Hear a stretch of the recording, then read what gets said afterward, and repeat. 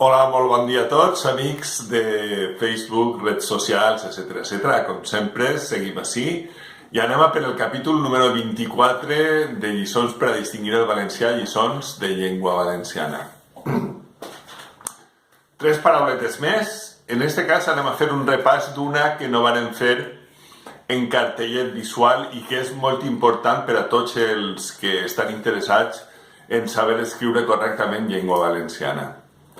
Es tracta de la conjunció copulativa en. Me'n vaig en tu, me'n vaig en ella. Esta paraula que en castellà significa con, me voy contigo, me voy con ella. En català han inventat una paraula que és amb. Sona molt artificiosa en valencià, no existeix en valencià, però des de fa 35 anys estan introduint en les escoles i tots els periodistes i tots els actuals professors ensenyen amb per a dir con. Això és català pur. Això s'ho va inventar l'enginyer químic Pompeu Fabra i va fer una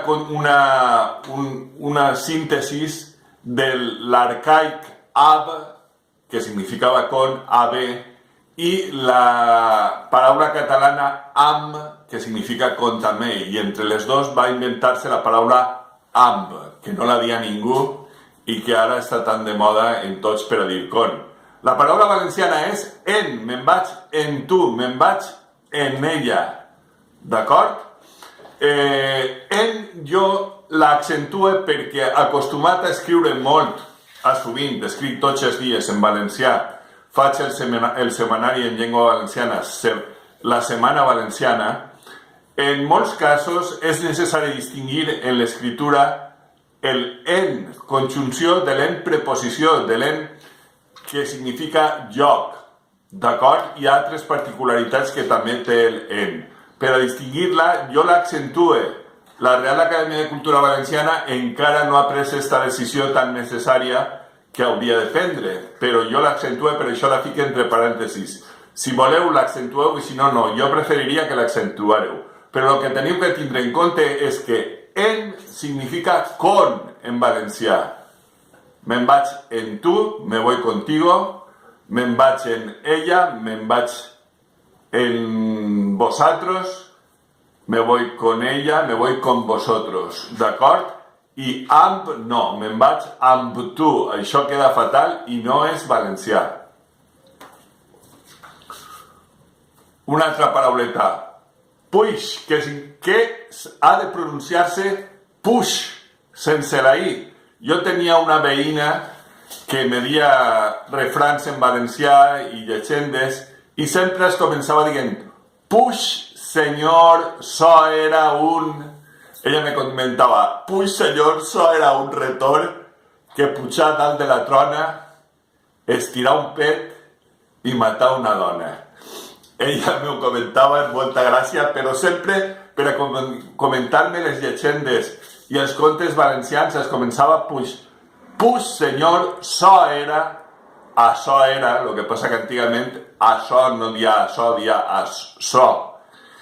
Ara els catalans també han canviat l'açò, perquè els catalans no tenen l'açò per a dir esto en castellà i diuen això. Això és eso en castellà. Hem de dir això, d'acord? Però a lo que anàvem, puix, que ha de pronunciar-se puix sense la i, i opos, que és una manera evolucionada també valenciana, que hem dit tots de forma natural i que també és possible, la reflecteix també el Diccionari General de la Llengua Valenciana, però els més academicistes prefereixen puix. La i no s'ha de pronunciar, ja ho sabeu. En català diuen doncs, per a dir pues. Puix o pos és pues. Pues esto, pues lo otro. Puix això, o pos això, o pos, se n'anem a tal lloc, puix, se n'anem a tal lloc, doncs, no, doncs és català, d'acord? Doncs és una paraula molt antiga que escrivien els catalans, algun valencià l'ha utilitzat per influència catalana, però que no se deu de dir. Doncs és català, d'acord? I ara també anem en una parauleta molt valenciana per a dir defender en castellà. Com diguem defender en castellà? Defendre, la paraula autèntica valenciana que se diu en totes les localitats, en tots els pobles i ciutats de València, de lo que ara diguem Comunitat Valenciana.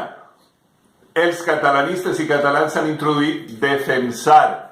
Defensar és una paraula il·lògica que l'han introduït els catalanistes i catalans, que no diu ningú de forma natural en València i en llengua valenciana, i per això la hem de rebutjar. Hem de dir defendre, d'acord? Per a dir defender en castellà. Defendre. Molt bé. Pues, dites aquestes tres parauletes, amics i amigues, ja comencem el mes de Nadal. Avui és 1 de desembre. Vos desitjo a tots que tingueu un bon mes de Nadal. El fred per els matins ja se fa notar i que tingueu una bona setmana. Este és el capítol número 24 de lliçons per a distingir el valencià i el català, el 24. Nos veurem en el 25, en el que fa 25, i poqueta cosa més que dir-vos. Que ho passeu bé i sabeu, això sí, vos ho recorde, en YouTube, en la direcció Josep Lluís Ferri i Aguart, teniu tots els vídeos des de l'1 fins al 25 que farem la setmana que ve. En este cas, fins al 24, que estem en esta setmana. El 1 i el 3 el teniu en una llista de reproducció perquè no l'hem pogut pujar a la llista general. Res més. Mos vem en el capítol número 25 de lliçons per a distingir el valencià del català. Ah, sí, quan estigueu en el YouTube, punxeu primer i vos apareix la meva direcció, però heu de tornar a punxar, si esteu en l'ordenador, en vídeos, perquè vos apareguen tots els vídeos.